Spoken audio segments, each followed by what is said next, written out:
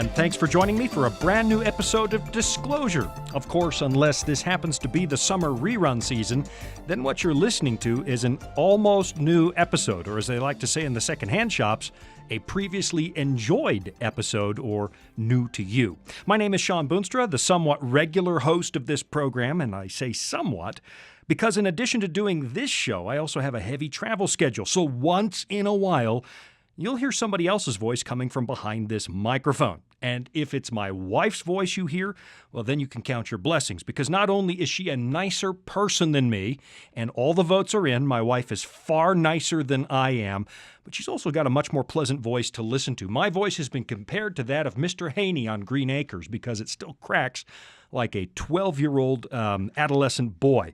So my wife is much better to listen to, and I know this for sure because I have heard myself as I'm driving down the freeway. I've turned on the radio, I've heard my voice, and I've come to this conclusion. There really ought to be some microphone tests before you're ever allowed to set foot into a studio. They ought to test it and make sure that your voice is not rubbing people's fur the wrong way. There really ought to be regulations that protect you, the listener, from untrained voices that threaten to wreak havoc on the peace and tranquility that was yours before you turned on the radio today. But, just before you reach for the dial, before you agree with me and say, that's not a voice I want to listen to, you should probably know that I've got a really good guest coming up on today's show. And not only does he have a better voice for radio than I do, he's actually got a really great accent to go along with it.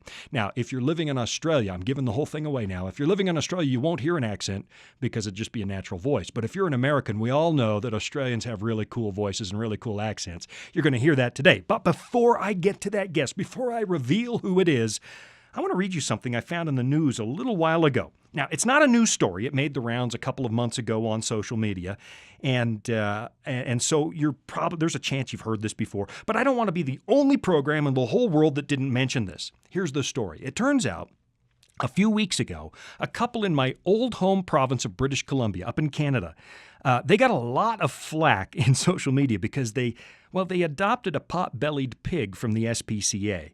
And when they realized they weren't prepared to take care of this pig as it got larger and grew older, well, they ate it. They ate their pet pig. Now, there aren't a lot of stories from small-town Canada that actually make it into the news down here in the United States, but for some reason, this one triggered everybody. Here's the story from Newsweek magazine. Where is it here? Let me look. A pet Vietnamese pot-bellied pig, the story reads, that was adopted from a Canadian Society for the Prevention of Cruelty to Animals was killed and eaten by its new owners, sparking outrage within the Vancouver Island animal rights community. Now, I got to interject here. It's also sparked outrage around the world at this point. 3-year-old Molly, the story says, the pig first arrived at the Cowichan District Society for the Prevention of Cruelty to Animals, the SPCA. Then on January 19th, a couple adopted Molly. However, nearly a month later, on February 16th, I shouldn't have laughed at that. You just heard me laugh about this before we even get to the heart of the story. On February 16th, it was discovered that the pet pig's new owners had slaughtered and eaten her. Brandy McKee, a resident of Vancouver Island and a pig owner, discovered Molly's sordid fate through friends and social media. I guess the problem was that the owners of this pig not only killed and ate it, but they posted pictures on Snapchat of them seasoning the meat and cooking it. So everybody was up in arms. Now, I get it. If you're a pet owner and an animal lover, I get it. You don't want Molly to get eaten. I understand that. It seems terribly offensive and very insensitive to you. And I can understand that. I really can. Some people don't like the idea that people eat animals. And maybe before I go any further with what I'm about to say, let me do just a little bit of shameless virtue signaling here on the air so that you can't get mad at me for what I'm about to say. Here's the fact. I'm a vegetarian. In fact, I'm mostly vegan, which means I don't eat animals. I don't. And if I did, I certainly wouldn't eat pigs, because the fact that God forbid pork chops in the Bible has me convinced that's probably not the best food choice at any rate. So I don't eat animals. But now, having said that, here's what I'm wondering. Here's what I'm wondering about our day and age. Why exactly is this a big news story going around the whole world? I mean, has nobody ever eaten a pig in the history of civilization? I mean, do you think this would have made the news 50 years ago? Because when I go back to my childhood, a lot of people that I was neighbors to had animals on their property specifically for the purpose of eating them. I mean, that's the way that it was. And some of the people who went ballistic when Molly got eaten and called for prison time for Molly's owners, I'm sure they have no problem going down to the supermarket. I mean, it's some of them. They've got no problem going to the store, buying a cut of meat, bringing it home, and cooking it. I mean, at least if they're not vegetarian. So where exactly do they think all the supermarket meat comes from? I'll tell you this, it doesn't come from a magical meat factory. It isn't produced by a replicator on the Starship Enterprise. All those packs of meat in the store, were all animals at some point in their existence too. So what these people did with their pig really isn't, well, all that unusual. The only difference is the pig had a name.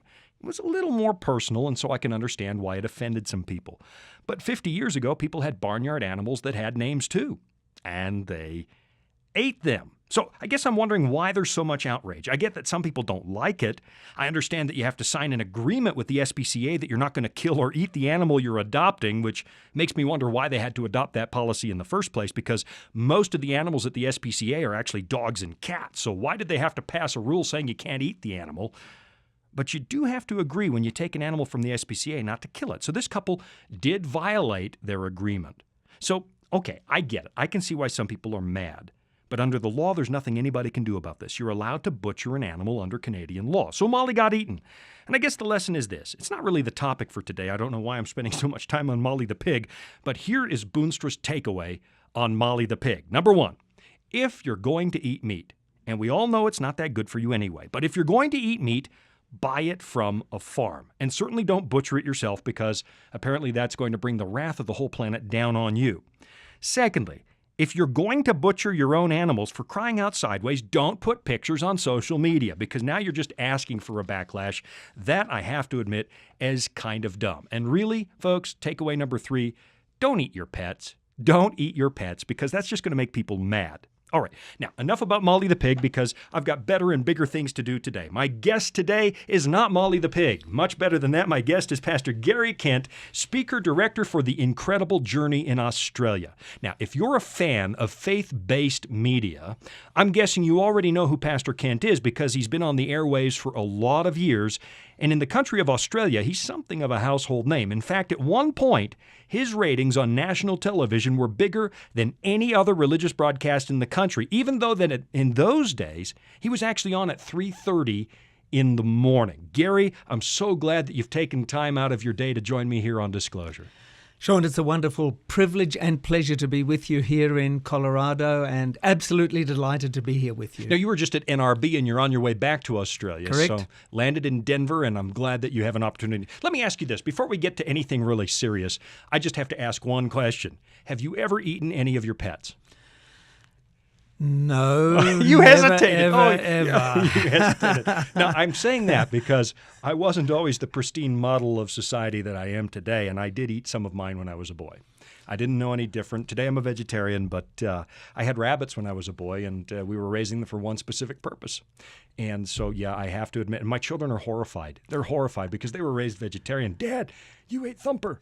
All right. Sean, I've had some of the craziest pets you can imagine. My parents served as missionaries in Africa when I was a boy.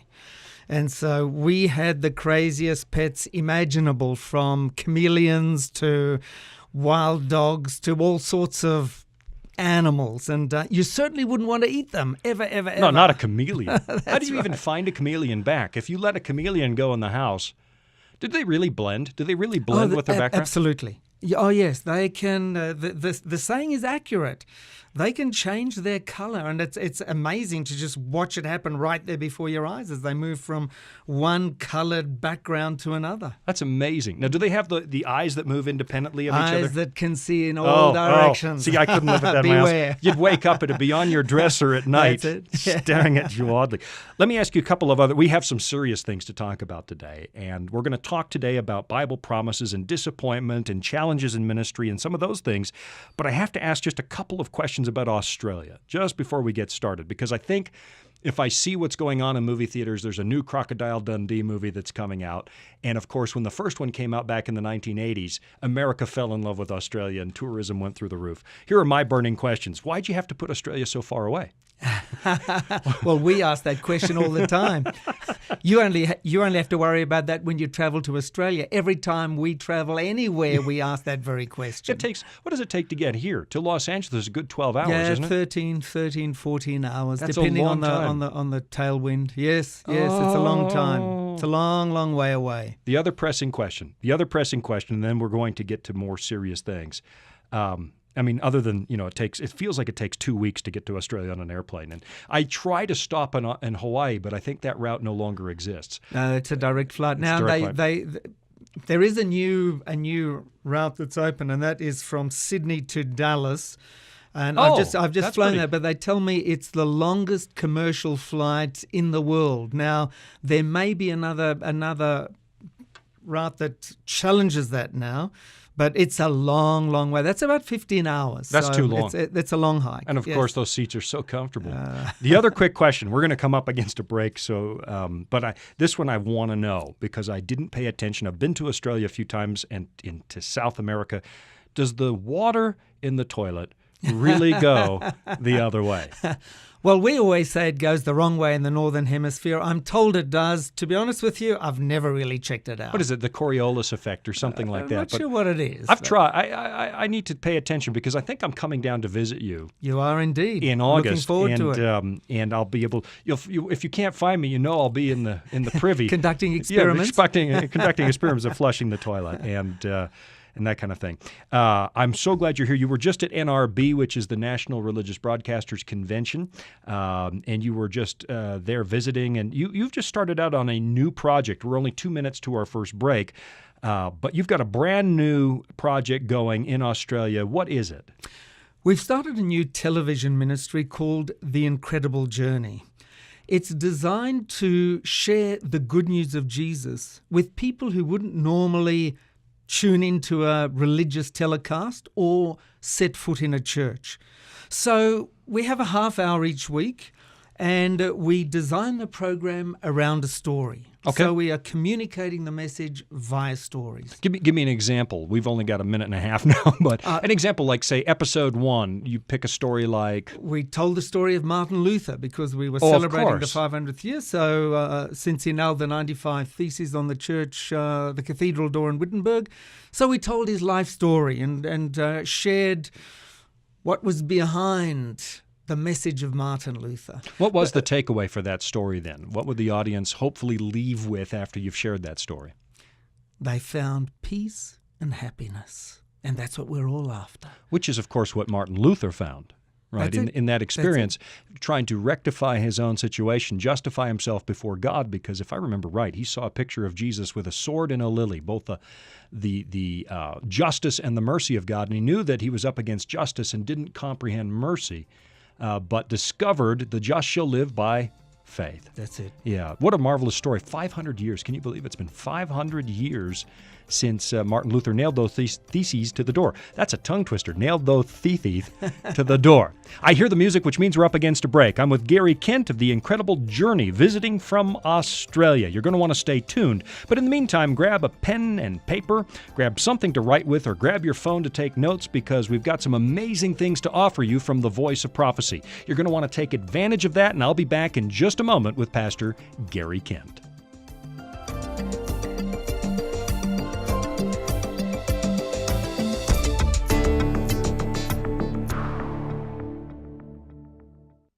Are you searching for answers to life's toughest questions? Like, where is God when we suffer? Can I find real happiness? Or is there any hope for our chaotic world? The Discover Bible Guides will help you find the answers that you're looking for. Visit us at BibleStudies.com or give us a call at 888-456-7933 for your free Discover Bible Guides. Study online on our secure website or have the free guides mailed right to your home. There is never a cost or obligation. The Discover Bible Guides are our free gift to you. Find answers in guides like, Does My Life Really Matter to God? And A Second Chance at Life. you'll find answers to the things that matter the most to you. Visit BibleStudies.com and begin your journey today to discover answers to life's deepest questions.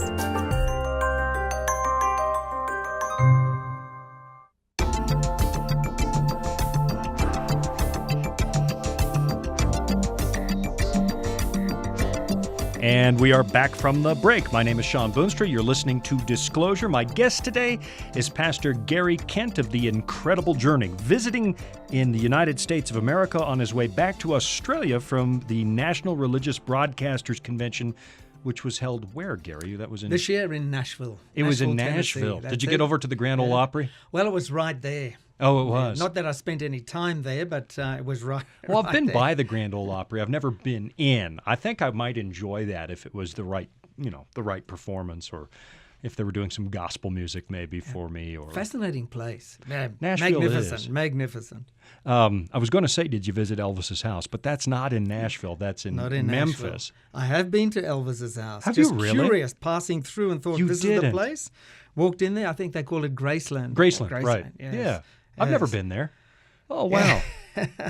They say that he's got like his car's on display, and his rec Correct. room is on Yes, display, yes, and even yes. his bathroom is on display. It's all there. Yeah. All there. My daughter lives in Tennessee, and she's going to college in Tennessee. At Southern is the name of the university there in Collegedale, Tennessee.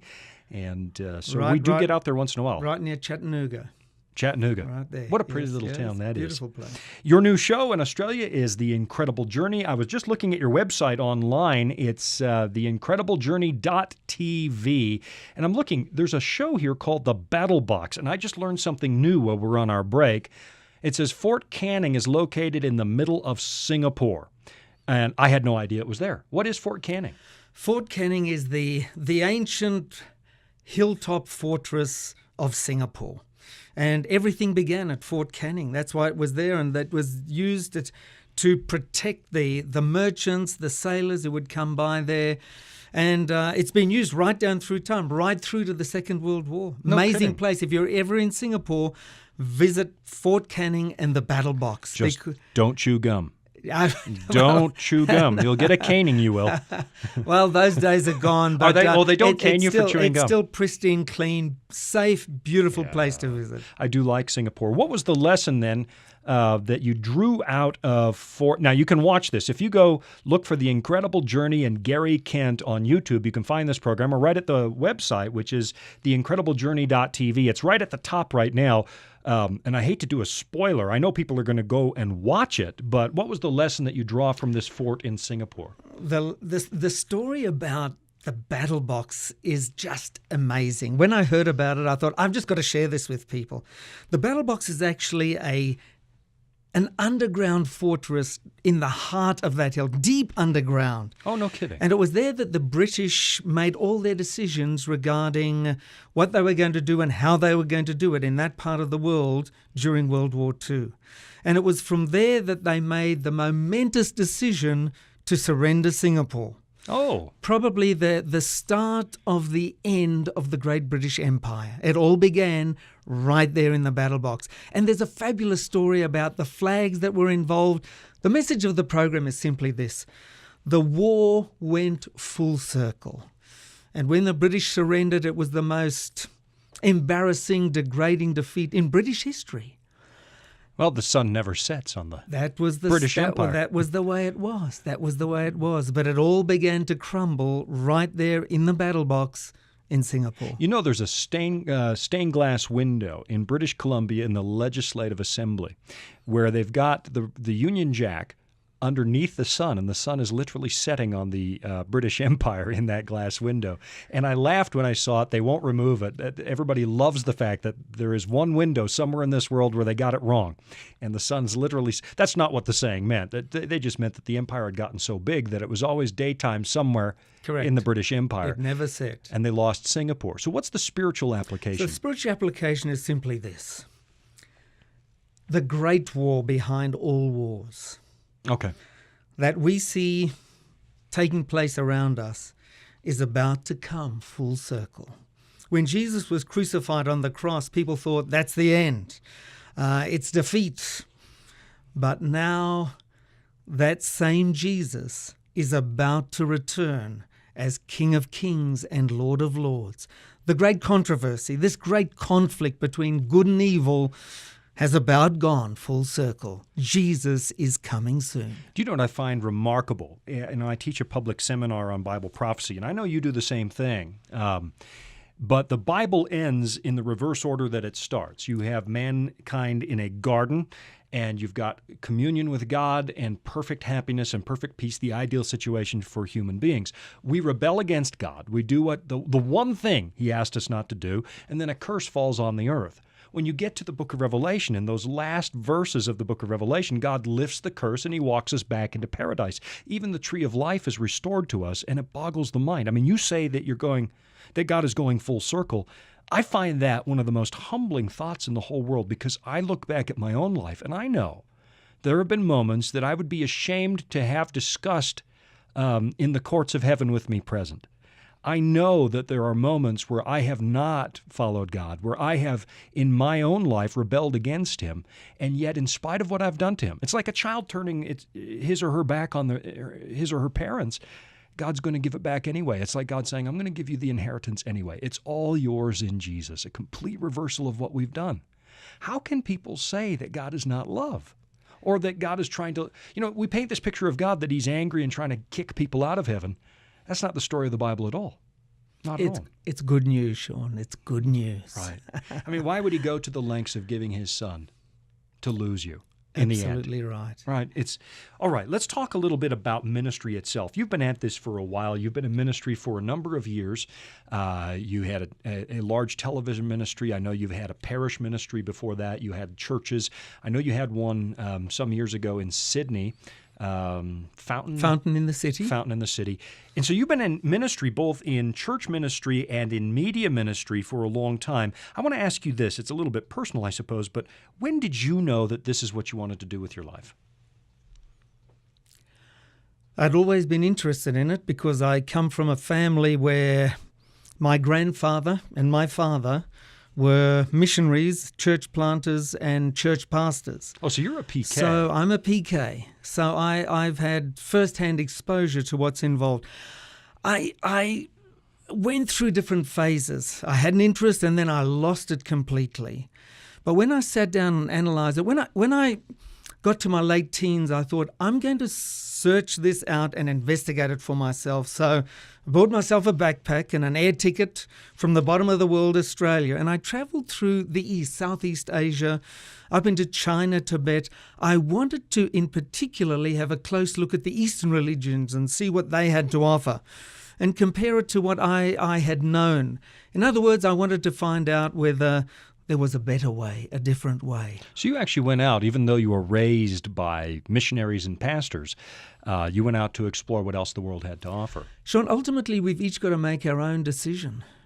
It doesn't matter who our grandparents or our parents were. We've got to be convinced in our own mind as to what is right and what is best, and whether or not there is a God, and if there is, who is He? So you actually went through that phase of life as well. Is He really there? Is there a God? Correct. How did you Yes. come to the conclusions you came to? What happened to you? Well, as I say, I took it seriously. I travelled the East. I went to Tibet. In those days, it was a closed area, almost Oh. impossible to get there. So you saw the prayer wheels and the flags. I saw the prayer wheels. I saw them prostrating themselves on the floor and dragging themselves for literally hundreds of kilometers or miles. These pilgrims trying to make it right with God, find inner peace, and ultimately, in a sense, that's all. We're all on that search, on that pilgrimage. We want happiness. We want security. We want assurance. We want inner peace.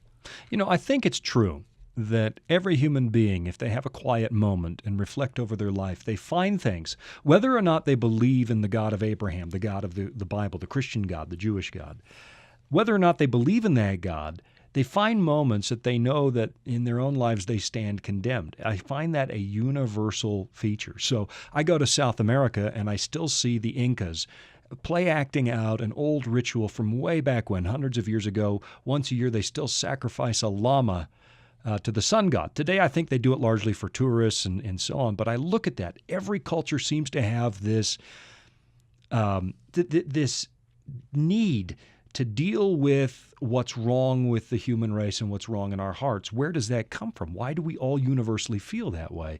And I imagine that must have made quite an impression on you to watch them sort of try to reconcile the anguish in their own hearts by committing, well, you mentioned Martin Luther earlier. He was doing the same thing, wasn't he? Mm-hmm. Flaying his That's own back. the search for inner peace, the search for contentment and happiness.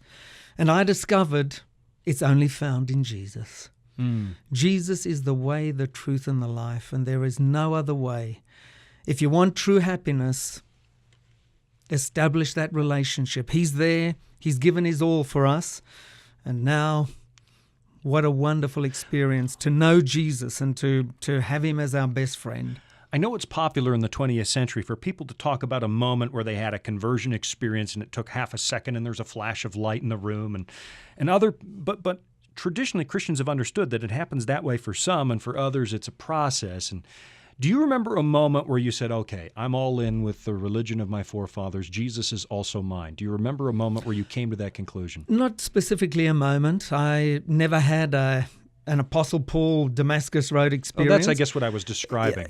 It was more a process, a search, a coming to a realization, an understanding. But yes, there is a time when eventually you say, that's it. I've done my due diligence here. I've done my search. I've checked it out, and this is it. This is it. I guess that some people assume from that moment on there's never another question or never another, because you're a minister and there's never questions, there are never doubts, there are never challenges. That's not necessarily certain, is it? If only, life is so unstable, uncertain, that we have our ups and our downs, and there are still occasions when we have our doubts, and we've got to deal with them. We've got to deal with them. I think there's an important point that you've just made, and I want to underline it before we head into our next break. I know there are people listening, and I know you're out there because I was once one of you. I used to listen to people's fantastical conversion stories. It happened in a moment, a flash of light, and I heard people say, oh, a bolt of electricity passed through my body, and it was like angels were in the room. And I kept thinking, well, what's wrong with me? Because that has never ever happened. Historically, if you look at what Christians have taught, they haven't always taught instantaneous conversion or the Damascus experience that Paul had. There's nothing wrong with you. It's not always a sensational moment. Correct. And there's a process. God works with some people for years and years and years, and you can't define one moment where you suddenly said, aha. There would be a moment where you stepped into the waters of baptism, but there, in a moment where you may have made your final decision. But that moment can be years in the making. But even after conversion, it's not done. God continues to work with us. He continues to answer our questions. He continues to let us pass through experiences. We're going to talk about that in just a moment after the break. After conversion, all of the challenges don't disappear. Walking with Jesus is the experience of a lifetime, and not until we stand in glory is it finished. And even then, I think our education might continue even in the courts of heaven. But as far as developing into a Christ-like character or growing closer to Him, I think that goes on throughout your entire life. I hear the music playing. We have to take a break. Gary, when we come back, let's talk a little bit about challenges and how to face them. We'll be right back.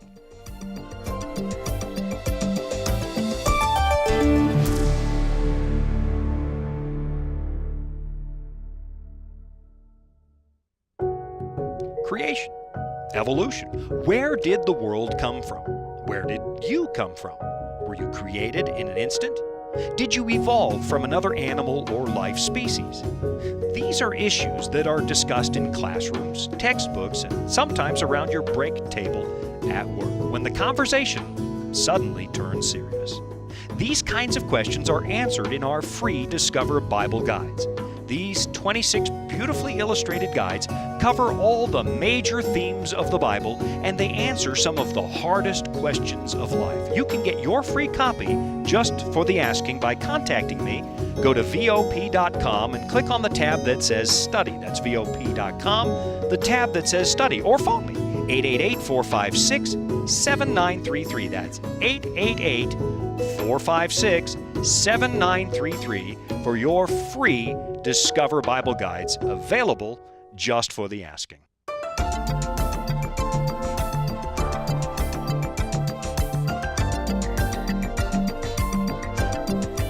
Now, I am not a golfer, but if this was a game of golf, we'd be halfway down the 13th hole. I think that would be 3/4 of, or the beginning of the 3/4, whatever.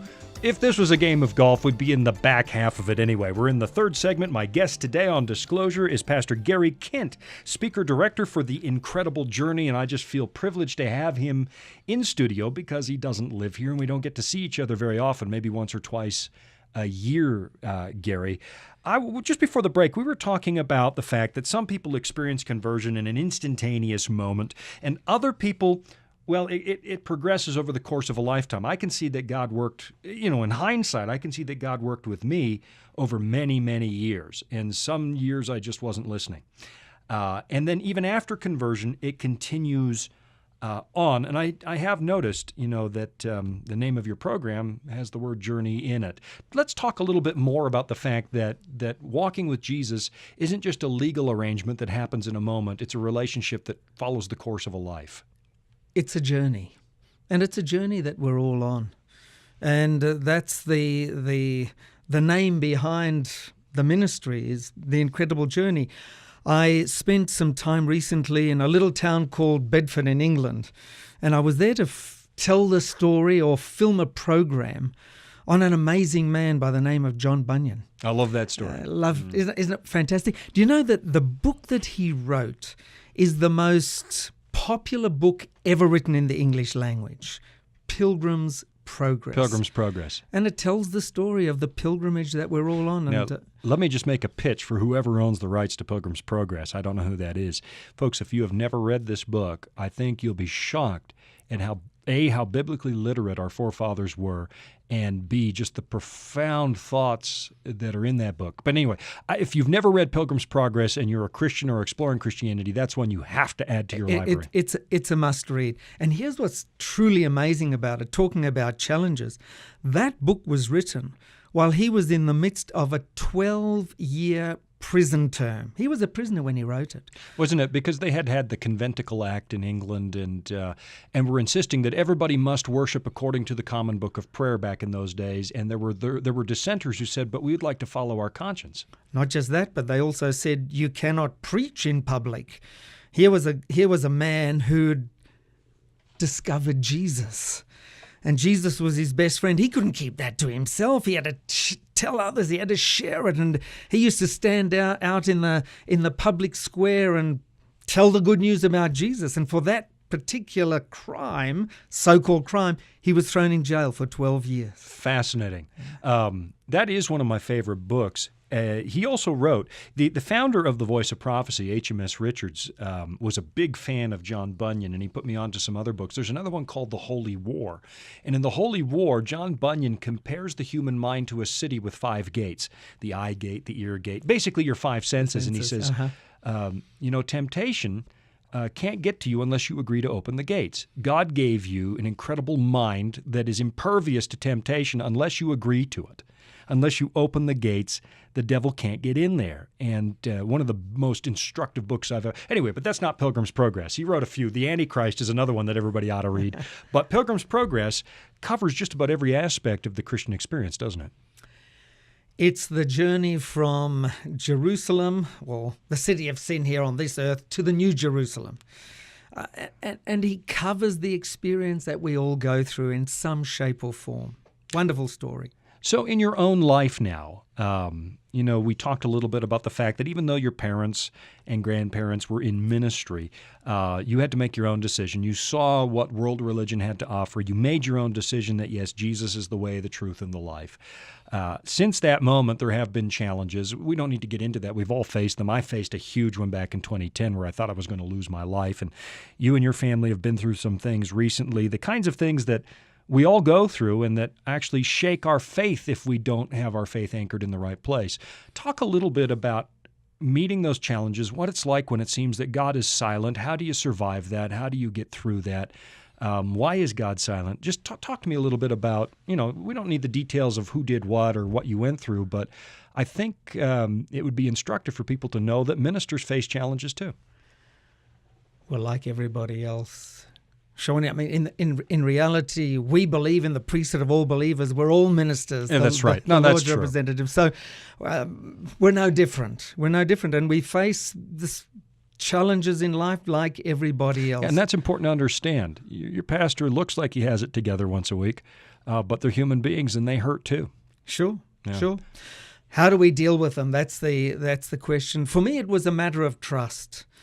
And it was falling back on the anchor of God's word. Passages or concepts like we find in Isaiah, where the Lord says, "Do not fear, for I've redeemed you. I've called you by name. You are mine." And there are times when we've got to remind ourselves about that. Things happen and you wonder why they're happening and why they're allowed to happen and where is the Lord while this is going on. But we've got to remind ourselves that we are His. That's a key one. I happen to know what happened to you and what you went through, and it doesn't matter particularly the details because it doesn't really matter because everybody out there, I think if we were to name it, might become less personal, and to not name it, it's kind of like the thief on the cross doesn't have a name. Now he looks like me. But there come moments where it seems like God falls silent. Has that happened to you? Yes. Yeah. Yes. And they are the most difficult times in life. Where is God? You've made the commitment. You want Him there all the time. You want to see His face. But there are times when it seems shrouded. What then? And it's then that you've got to really dig deep. You've got to. Everything depends on your relationship with Him. have you ever gotten, we're going to get personal. You don't mind, I hope. You can just tell me we don't want to answer that one, but I think this is an important question. Have you ever gotten mad at God? I'm ashamed to say yes. Well, I'll join you in that because I've done it. I've done it. Is that okay? I think the Lord understands. Okay. I think He understands. Look, there are times when I've shaken my fist in the face of God and called out and in despair, really. But God is always there. He's got big shoulders, I've discovered. I've done it. I mean, I'm asking you the question not because I'm trying to put you on the spot, but I bet everybody out there has gotten angry. Everybody who's listening today has gotten angry at God at some point, and you need to understand that doesn't mean you're lost at that moment. As a matter of fact, I think the one condition that I'm worried about in human beings is apathy. If you're angry at God, you're still interested in a relationship with Him. You're just not understanding it. Quite a few years ago now, it was early back in 2010, I mentioned it a moment ago, I got terribly sick, and I now call it failing the Job test. I failed the Job test because at the bottom of it, Gary, I remember laying in a hospital bed and I lost my temper. And I said things to God like, all right, I gave you my whole life. I went into ministry. I do nothing but preach the gospel and work for you, and this is how I'm going out like this? I'm going to die and leave behind a single mom. I got mad at God. And about a day later, I realized, oh my goodness, Sean, why did you think you were so special? Every Bible character went through this. Job came through with flying colors, and you just failed the test. And it was an opportunity to examine what I was made out of. I don't think God approved of what happened to me. I don't think it was His idea, but He did use it to teach me something about myself. Have you found that to be true? Absolutely. When I look back now, I can see the leading of the Lord. And it's not always the way we expect, but I can see that the Lord had His hand over me and protected us as a family, and that He's got a plan for our lives. If He's called us by name, He's certainly got a plan for us. Sometimes we don't always see that plan clearly, but it's there. And this is where our faith and our trust comes in. And this is where our dependence on His word, trusting His word. For example, that passage in Jeremiah where He says, "For I know the plans I have for you." Jeremiah 29. Yeah, it's a beautiful passage. He's got a plan. It's there. And sometimes we don't always see it clearly in the day-to-day struggles, but certainly in my case, as I look back, I can see the way the Lord has led. And that gives me courage for today, hope for tomorrow. Let me ask you this. You mentioned your family a moment ago. And I guess we're trying to pull back the curtain and show the mind of preachers on the air today. But you're not only just a minister, you're a husband, you're a father, and when your family faces a devastating challenge, how do you maintain your relationship to God? Did you find it a challenge to maintain your own relationship with God and still yet be the one who stands in the gap for the rest of your family and keep their courage up? Well, it's important to remember that we are an example, not Right. just to our families, but to our friends and those around us.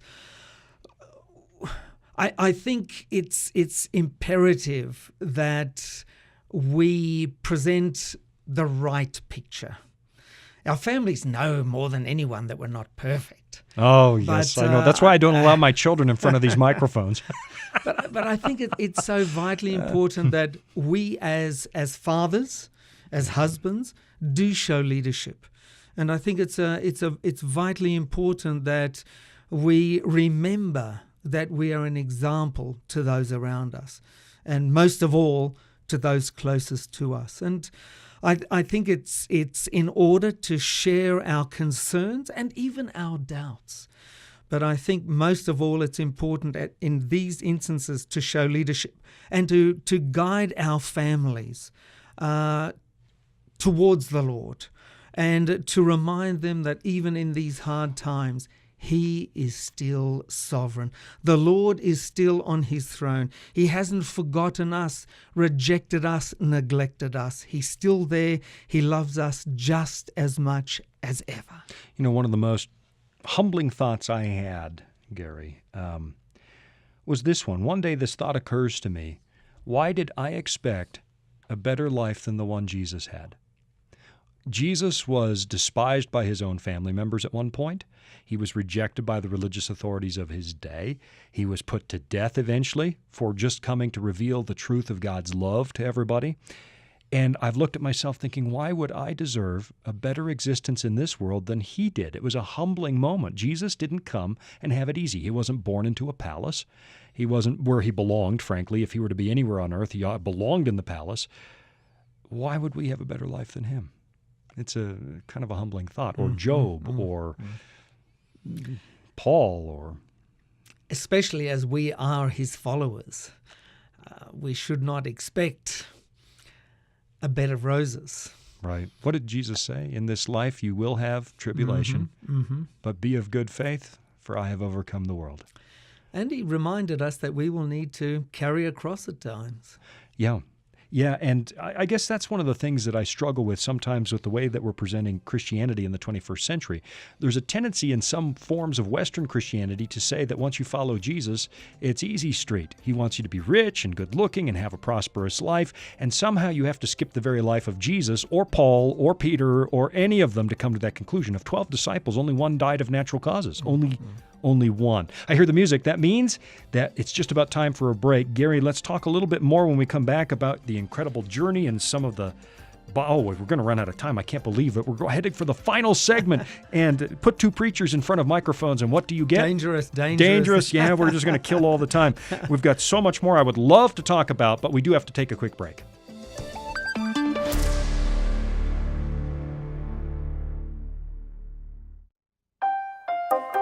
Are you searching for answers to life's toughest questions like, where is God when we suffer? Can I find real happiness? Or is there any hope for our chaotic world? The Discover Bible Guides will help you find the answers you're looking for. Visit us at BibleStudies.com or give us a call at 888-456-7933 for your free Discover Bible Guides. Study online on our secure website or have the free guides mailed right to your home. There is never a cost or obligation. The Discover Bible Guides are our free gift to you. Find answers in guides like, Does My Life Really Matter to God? And A Second Chance at Life. You'll find answers to the things that matter most to you in each of the 26 Discover Bible Guides. Visit BibleStudies.com and begin your journey today to discover answers to life's deepest questions.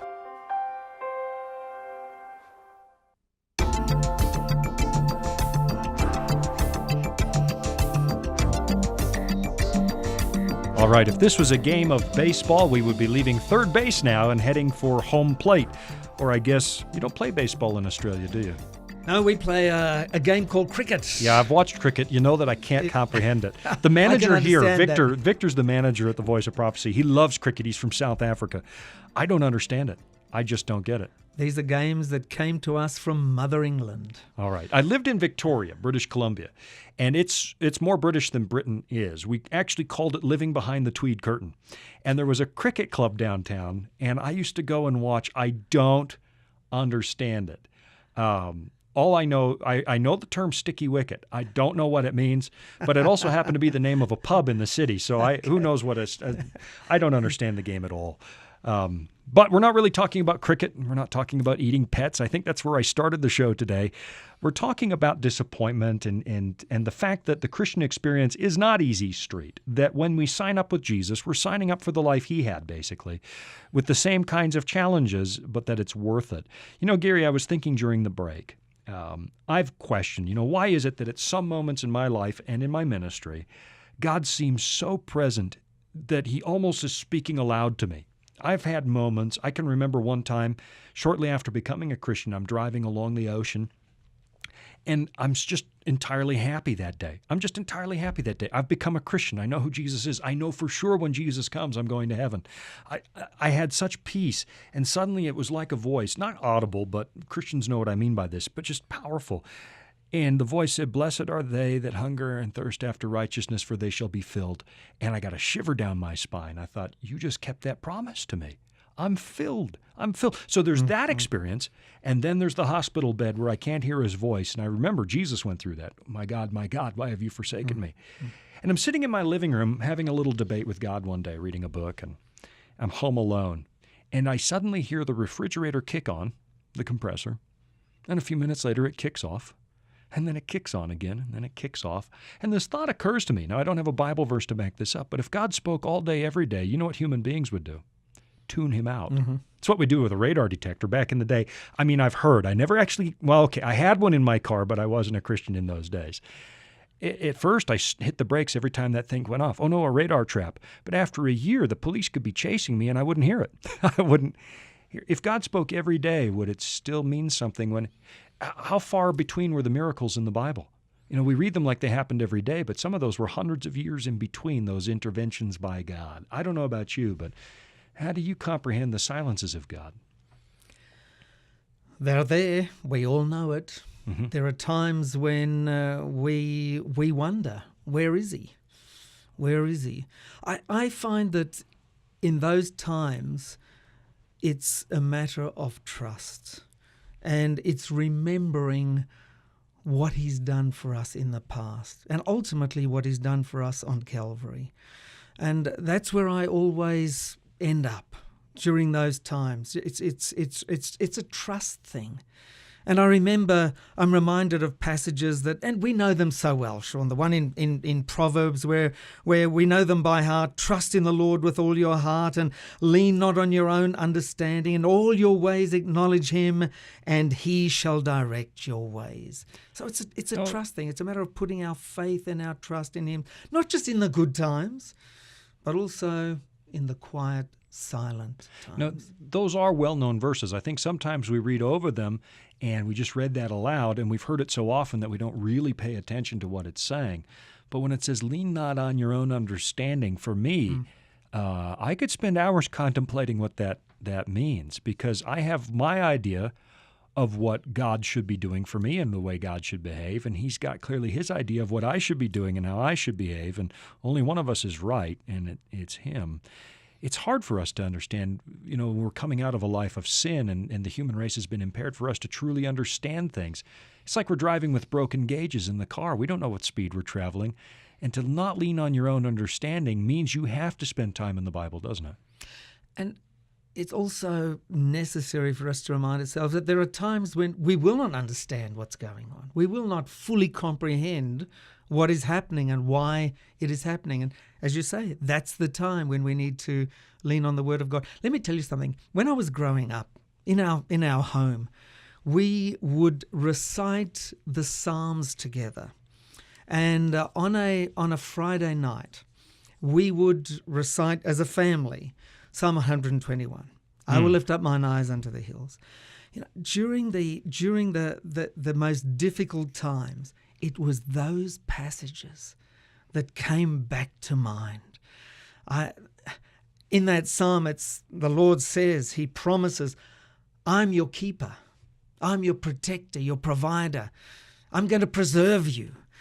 And it was those passages that basically gave me the courage, the assurance that all is going to be well.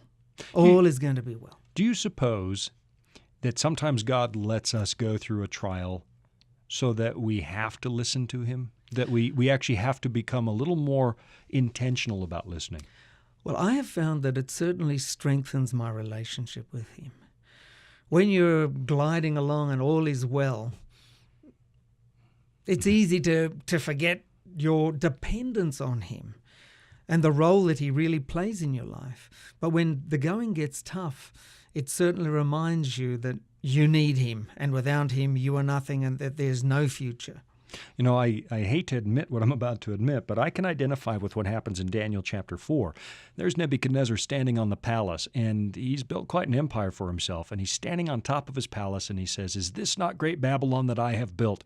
And bang, God takes his mind from him, and he goes and lives in the field like cattle for 7 years. And I looked at that and thought, yeah, there have been occasions where I really need to go and live in the field with the cattle, because it's easy when you're coasting along to think, look at what I've done. Look at this ministry and in the end, nothing done for the kingdom of God was actually done by us. And I think once in a while, I'm not suggesting that you did something wrong or that I did something wrong to deserve it, but once in a while I wonder if God doesn't force us to slow down and make us realize He's really all we have in this world.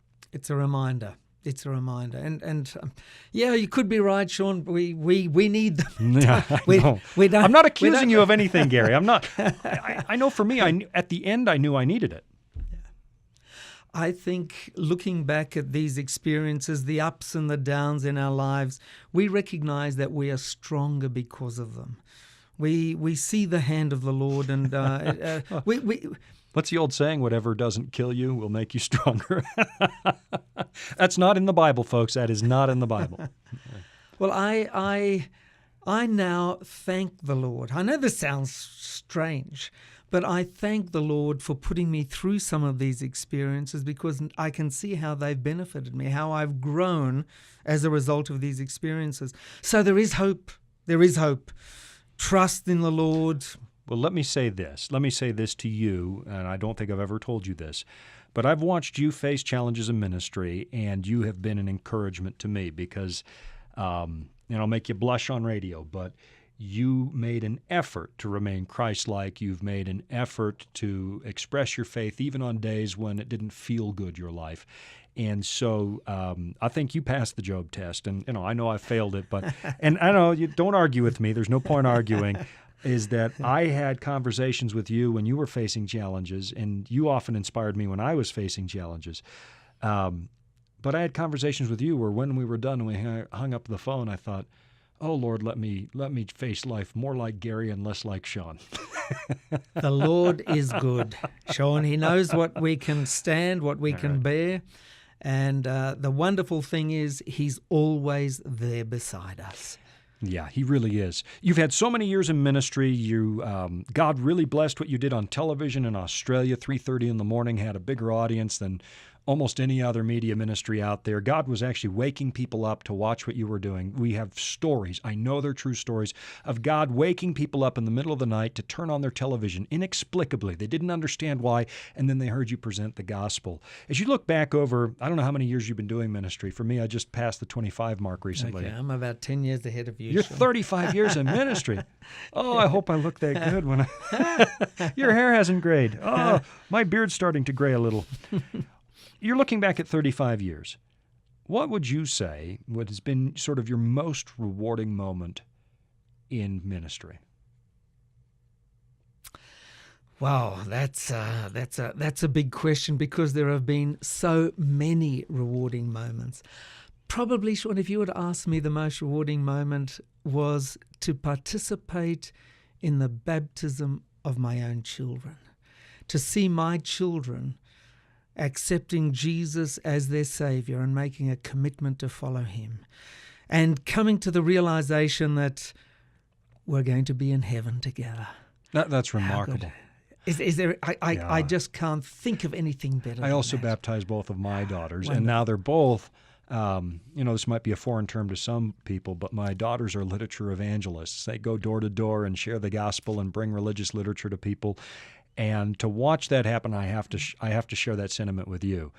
They made it, and it's what a blessing, because in ministry, one of the groups that suffers most is your own family sometimes, because of the demands on the ministers. So. It's been incredibly rewarding for you. The show is The Incredible Journey, and the website where people can watch that again, Gary? theincrediblejourney.tv. Okay. The programs also can be viewed on YouTube. We have a YouTube channel. If they just look up Incredible Journey, Gary Kent, they'll be able to watch any of these programs. Great stories, inspiring stories. I'm looking at some of these. The Man of the... Oh, it cut off the title. I see a whole bunch of episodes here. Pop star. You interviewed a pop star. Secret. Death Camp Murals. Oh, is that you too? Yes, that's us. Death That's one Camp of the stories. Murals. And Along the Rabbit-Proof Fence. Oh. Great stories. So you can find these all. I'm actually at the YouTube channel now. I looked for Gary Kent and The Incredible Journey, or you can go to The Incredible Journey .tv. That's it. There you are. Yeah, I've got to say that there's a picture of you and Robin, your wife. She's much easier to look at than you. I will say that. Turning television upside down. I like that motto. Gary, I know that it's a bit of a struggle. How long have you been on American soil? How many days? Let me see. Week and a half. A week and a half. Oh, that's just about time to adjust. They say it takes 1 day for every hour that you've crossed, every time zone that you've crossed. And so just in time to go, I remember coming to visit you once, and I spent 2 days in Australia. I spent 2 days, got back on the plane, landed in Los Angeles, spent 1 day, and then went to Prague for 2 days. Never again. Never again. I must say this. You need to control the size of your bats. I am going to say that before we close today's program. I thought they were birds. And my daughter said, "No, Dad, I think those are bats." And I walked up to a tree, and one of them came out at me. And I don't ever want that. It was 6 feet across. We call them flying foxes, yes, and some of them are large, very, very large. Yeah, that's wrong. And I think you have 7 of the most venomous animals in the world, or 8. But in spite of all the venom, in spite of 6-foot bats, the gospel's being preached down in Australia on The Incredible Journey. I am so glad that you have taken a moment, Gary, to come into studio today. I know you're busy, and you're actually on a flight tonight, aren't you? That's right. Back home tonight. Another 15 hours? Yes. Do you go straight from Denver? Do you go straight from Denver? Denver, LA, Sydney. Oh, so you have to stop in Los Angeles. That's one a wonderful stop. airport Yes, to spend some yes. time in. No, he's laughing. It really isn't. LAX, you need a new airport. That's all I'm going to say. Listen, if you've been listening today, I know that life, if you've lived at all, if you have any life experience, life throws some challenges, and there are moments where you're going to wonder, is God still there? The answer is, yes, He is. Jesus tells us in the book of Hebrews, "I will never leave you nor forsake you." It's not about how you feel. It's about what you know. That's why it's so important to put the Word of God in your heart and in your mind, so that it's there on the days when you don't feel God's physical presence. It doesn't mean that God has abandoned you if you don't sense Him on a daily basis. It just means that you're living the same life that every Christian ever has. So stick with Jesus. At the end, He always comes through. This is Sean Boonstra. You've been listening to Disclosure.